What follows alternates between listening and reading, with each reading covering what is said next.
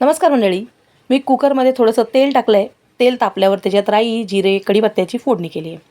2 अगदी मीडियम साईजचे असे कांदे घेतलेत आणि ते बारीक चिरून टाकलेत. कांदा लवकर परतला जावा म्हणून त्यात मीठसुद्धा टाकलेलं आहे.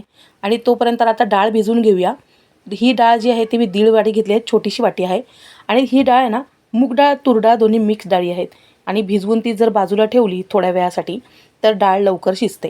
म्हणून डाळ धुवून भिजायला ठेवली आहे. आता कांदा परतला गेला आहे तोपर्यंत तर मी त्याच्यामध्ये एक टॅमॅटो आहे तो छोटासा बारीक चिरून टाकला आहे.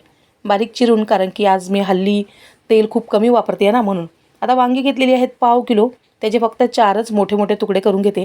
मोठे तुकडे यासाठी कारण की तो खूप लगेच ना असं विरघळून नाही जाणार ना, म्हणून 4 तुकडे करून घेतलेत मोठे मोठे. आता त्याच्यामध्ये एकच बटाटा घेतला आहे. आता तो सोलून त्याचे ना थोडेसे बारीक साईजचे तुकडे करून घेते.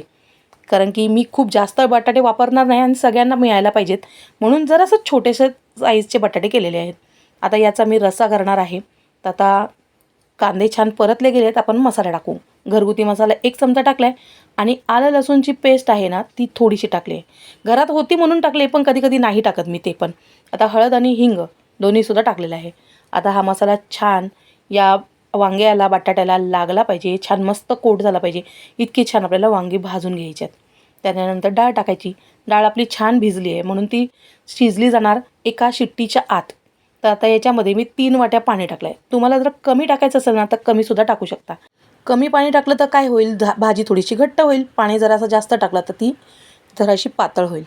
आता शिट्टी येण्याआधीच गॅस बंद करायचा, म्हणजे एकही शिट्टी करायची नाही, म्हणजे वांगं ओव्हरकुक होत नाही. आणि आता ही आपली 2 in 1 भाजी तयार झाली. कधी कधी संध्याकाळचं जेवण करायचं कंटाळा जर आला ना तर फक्त गरमागरम भात करायचा आणि ही भाजी करायची. पूर्ण जेवण होऊन जातं आणि पोटही भरतं.